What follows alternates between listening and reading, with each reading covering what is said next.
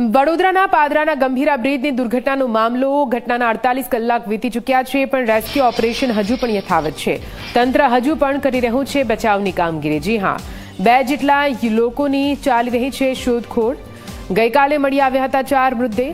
Chemical ભરેલી ટેન્કરને કાઢવા માટે તંત્ર સઘન પ્રયાસો કરી રહ્યું છે।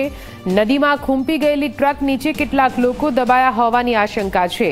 બ્રિજ દુર્ઘટનાએ રોડ એન્ડ બિલ્ડિંગ વિભાગમાં ચાલતી લાલિયાવાડી ખુલ્લી પાડી છે।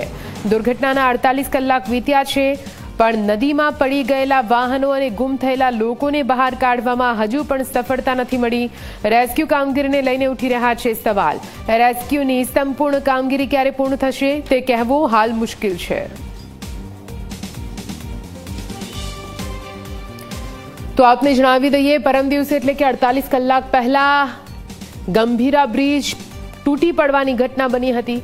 48 કલાક વીતી ચૂક્યો છે, છતાં પણ હજુ પણ રેસ્ક્યુ કામગીરી યથાવત છે। કેટલાક લોકો હજુ પણ લાપતા છે। તેમના મૃતદેહોને શોધવા માટે કવાયત કરવામાં આવી રહી છે। જો કે ઘણા એવા પડકારોનો સામનો રેસ્ક્યુ અને બચાવ કાર્ય કરતા તમામ જવાનોને પણ પડી રહ્યો છે। ક્રેનની મદદથી જે કેમિકલ ભરેલું ટેન્કર છે તેને બહાર કાઢવાના પ્રયત્નો કરવામાં આવી રહ્યા છે, પરંતુ કાદવ કીચડમાં ઊંડે સુધી ખૂંપી ગયેલું આ ટેન્કર બહાર નથી નીકળી શક્યું।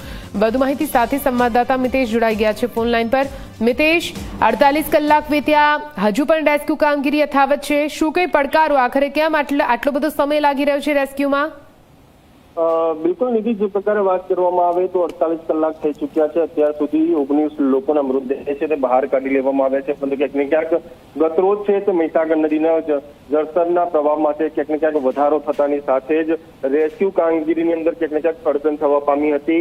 મોડી રાત સુધી છે તે આ રેસ્ક્યુ કામગીરી ચાલી, પરંતુ મોડી રાત બાદ છે તે એક ટેન્કર તો બહાર કાઢવામાં આવ્યું, પરંતુ હજુ પણ એક ટેન્કર છે તેના અંદર ફસાયેલું છે।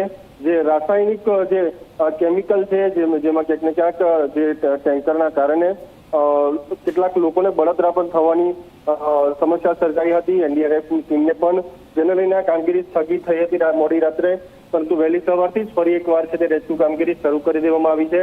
હાલ 2 જેટલા લોકો હજુ લાપતા છે, તેઓની શોધખોળ છે હાલ હાથ ધરવામાં આવી રહી છે।